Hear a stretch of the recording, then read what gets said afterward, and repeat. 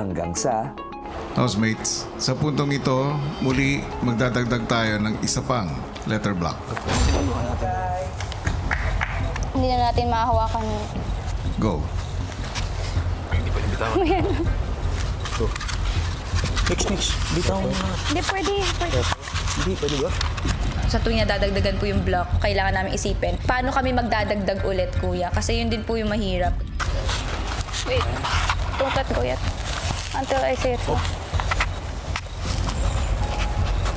Taas mo pa. Okay ka? Okay. Hindi pantay. What do you mean? Ay, na may edge. Nakita ko. Pero dito ka sa baba, oh. Dito na yung hawak ko.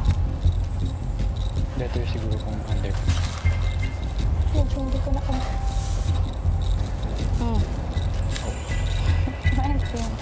Sobrang sakit ng katawan ko, kuya. Yung arms ko, yung likod.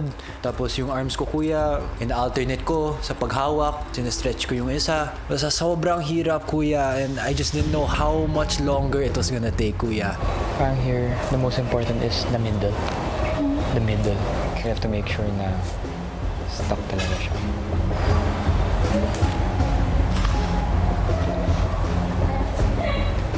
Medyo parang naglalaban na po talaga yung utak ko nun sa kung anong kaya kong gawin.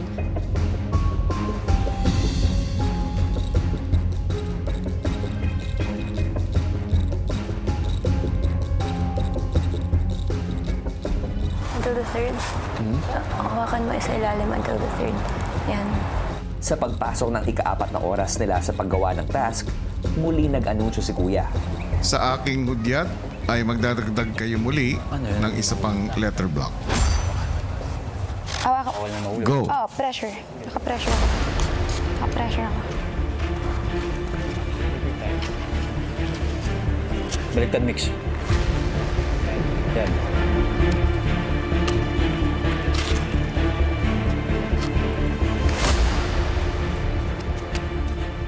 Pressure mo.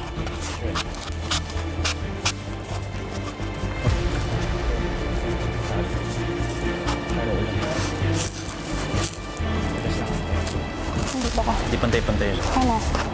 Taas ba masyado? Wait lang. Wait lang. Huwag ka masyado I mag-push. wanted this. Endurance. This is our game, bro. Keep putting force lang. Para hindi siya maano. Wait. Sige pa.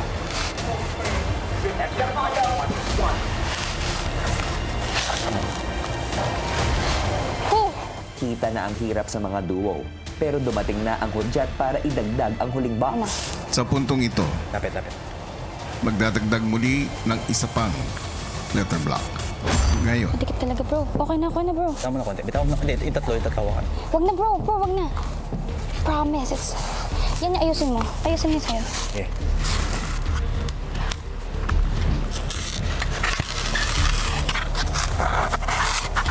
Put pressure on it.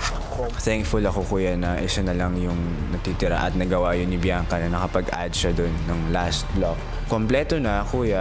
Ang naging strategy namin is talagang mag-focus na talaga dun sa force. As in, ito na yun, patagalan na. R for reaching our dreams. Ang galing naman.